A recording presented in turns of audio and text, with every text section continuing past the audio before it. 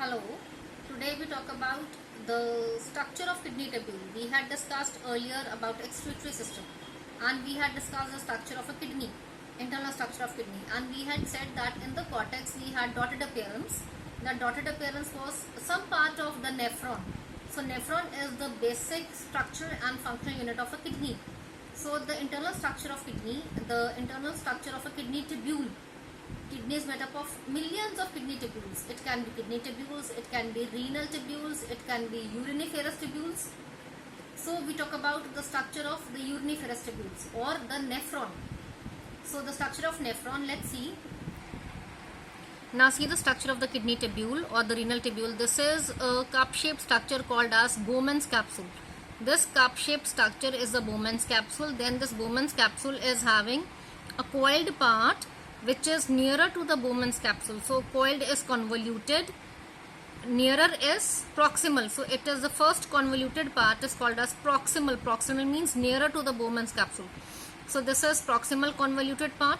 So this part is then entering into the medulla. It becomes straight into forming a U-shaped structure as a loop of a pin. So this loop is called as loop of Henle. This loop of Henle is again coming back into cortex, is again formed a coiled structure. We can see this coiled structure is convoluted part, but it is away from the Bowman's capsule, so it is called as second convoluted part or distal. Distal means away, so it is DCT, distal convoluted part. And then it enters into this collecting tubule, into which hundreds of millions of this nephrons are attached to from all the parts. And from this it is carrying urine to the ureters. Now when we see the structure, earlier first of all we had the Bowman's capsule. This Bowman's capsule is having the coiled structure, that is the proximal convoluted part. Then is the straight U-shaped structure is loop of Henle. Then is the distal convoluted part and the collecting tubule. Now this collecting tubule is carrying the contents of all the nephrons which are attached to it to the nephrons. Now we come to the blood supply.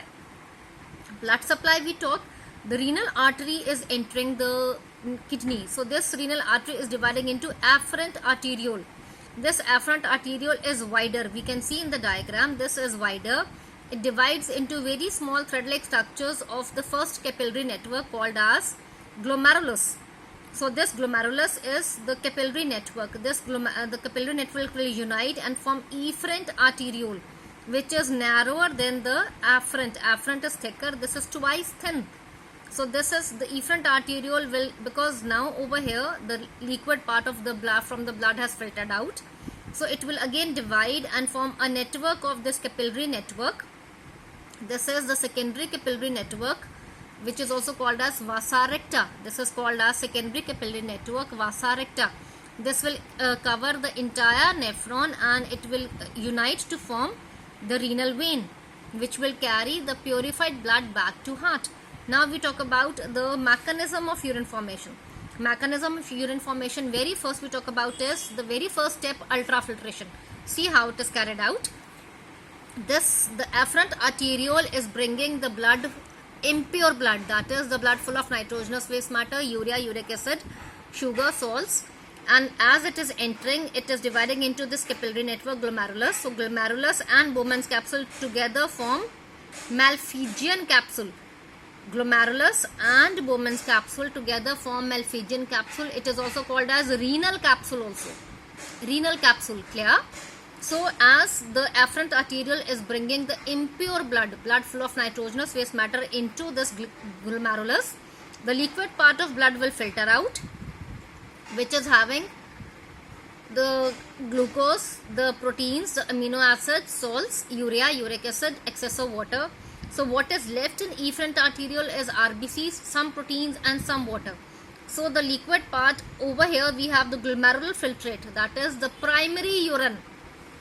It is the primary urine which is the glomerular filtrate entering into the, this is the PCT, proximal convoluted part.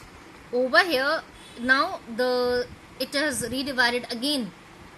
The efferent arteriole has divided into the vasa recta, so it will cover the entire nephron. So over here the second step, first step is ultrafiltration. This is under high pressure the liquid part of blood will filter out and under this high hydrostatic pressure, the liquid part of blood filters out, and that forms the glomerular filtrate. This glomerular filtrate is having the excess of proteins, the plasma, along with the organic and inorganic substances, which is urea, glucose, amino acids, which comes out into the glomerulus and passes out into the cavity of this, forming the PCT.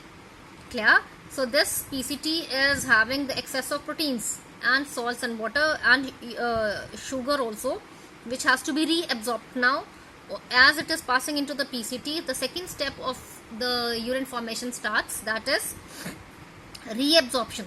So over here, as the afferent arteriole has divided into this capillary network that is called as vasa recta, it is reabsorbing as the filtrate is passing out. So this is reabsorbing over here. The sodium and potassium ions are reabsorbed to the maximum part. The PCT is reabsorbing the maximum amount of water and maximum amount of sodium and chloride ions. Then in the loop of Henle, sum of water. This is the descending part of loop of Henle, and this is the ascending part of loop of Henle, which is absorbing some water and some of sodium ions. And then in DCT, that is the distal convoluted part, it is now, because as over here the second and the third step, reabsorption and secretion of substances, because the sodium is being absorbed to large content, so it is giving out the enzymes to absorb the macromolecular size particles. So reabsorption and secretion is going side by side simultaneously. So in this DCT part, we say that there is the walls are secreting sodium, potassium and some foreign chemicals such as penicillin, so that the other drugs which are coming into the urine, which is giving out in urine, and the DCT is reabsorbing the main rest part of chloride, and the what part is now given out in this collecting tubule is secondary urine, that is the urine which is to be exported out, which is to be given out of our body. Thank you so much.